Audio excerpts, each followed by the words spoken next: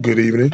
My name is Sherrod, coming from EDAM Administration 5332 Community Relations, as I present the Community Relations Plan for Eastern Charter School in North Carolina.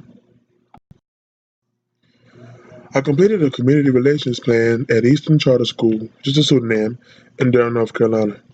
The total student population for the school is 577 students in grades kindergarten through 12th grade. The demographic data is as follows: 20% of the school is comprised of African Americans, 13% comprised of the Latinos, 50% white, 10% two or more races, and 7% Asian.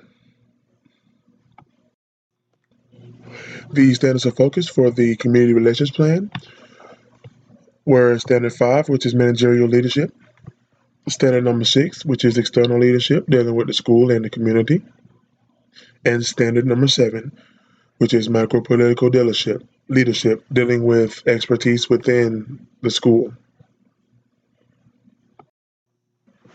In Standard 5, I conducted a parent needs engagement questionnaire and distributed it to the principal, assistant principal, 3 teachers, and 3 parents.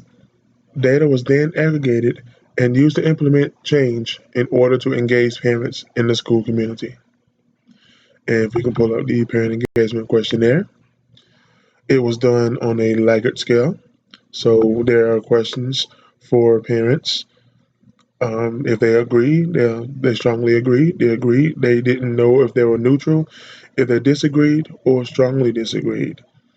And as we can see, it has approximately 27 questions, along with some other questions about offered supports and resources. I also created a Connect Ed message detailing the school events to the parents in order for them to know what is happening at the school. The Connect Ed message is the sole means of communication between the parents and the school. And so if we pull up the Connect Ed message here, it states, "Greetings, Eastern Charter School families. This is Mr. Laws calling with 3 brief announcements. Firstly, mark your calendars.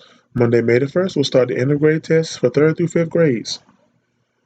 I encourage all students to get a good night's rest and eat a good, healthy breakfast the morning of each test. I also believe that students can have a proficient rating on their respective tests. Second, there's a PTA pizza dinner next Wednesday, April 27th at 6 p.m. until 7:30 p.m. for all families, and they're all encouraged to attend. Lastly, there is a parent engagement seminar on Thursday, April 28th at 6 o'clock p.m. until 8 o'clock p.m. Light refreshments will be served, and there will be 4 small groups with vital information that will help to make Eastern a better place as we look ahead to the next school year. For all families are encouraged to attend.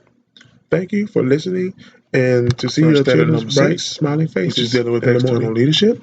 The standard focus is on the school executive managerial leadership, and her also conducted an achievement equity audit and a programmatic equity to establish relationships. The task of these 2 audits was to find inequities in the end of grade assessment data and school programs. Connect their message in Spanish for the AIG families in order to brief them respectively on school grade 3-year. This was a suggestion that I made for parental communication. And for Standard 5, I also attended school events. I attended school board meetings, and where I attended basketball games throughout the season.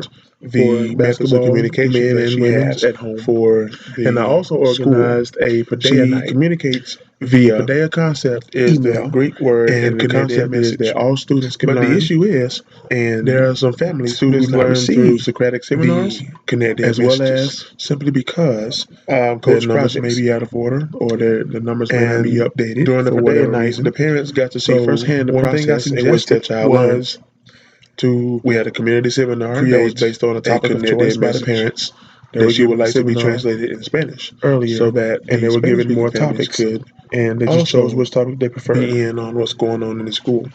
I also helped to plan and lead the National Honor Society induction at the high school, as well as I created an edition of the school newsletter where she is being heard by these, as I pull up the school letter and the family newsletter members. Here it is. And I just offer some criticism. This edition I created in April, a little better from my perspective. Specific edition details in terms of communication, as well as the cookout celebrations for honor family members, as well as all the way up to April the 27th. To satisfy Standard 6, I also wrote a letter to the PDQ restaurant asking for a donation for our students and sports teams. And here's the letter. I'm ready to pull that up so you can see. It's not on the school letterhead, but the copy that I sent to the school was on the school letterhead, letting them know the information about the school. We had 400 students at the time, and just the stuff that we had.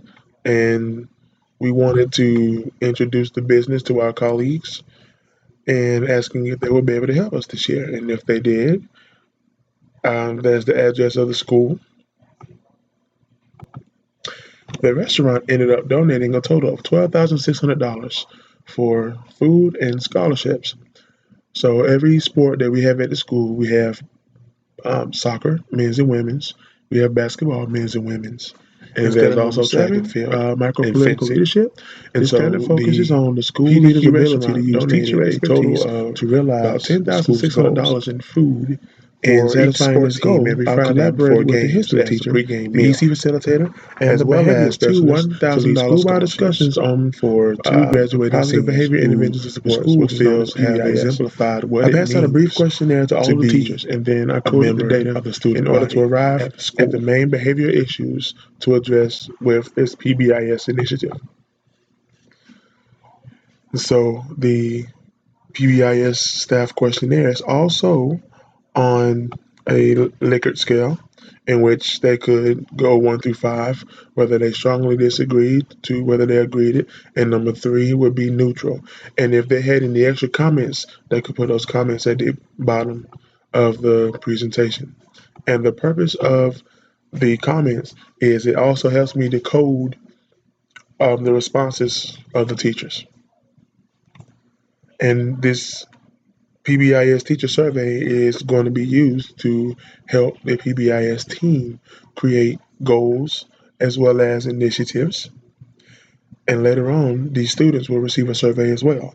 And what the survey will do for them is let us know what kind of gifts they would like, what kind of prizes they would like to have for positive behavior in the school building. I also collaborated with the math teacher in the building where the focus was on differentiation and learning by grouping. We devised a school-wide instructional development on effective grouping and classroom differentiation. This teacher is an expert in using data to inform our instruction, as well as forming groups after formative assessments. I went to this teacher's classroom on a during a walk-in, just walking through the school, and she had the students in groups of 4. And every time we go into her classroom, she has them in different groups of 4 due to their abilities and what they can and cannot do. And the way she effectively groups, she puts one high person in each group as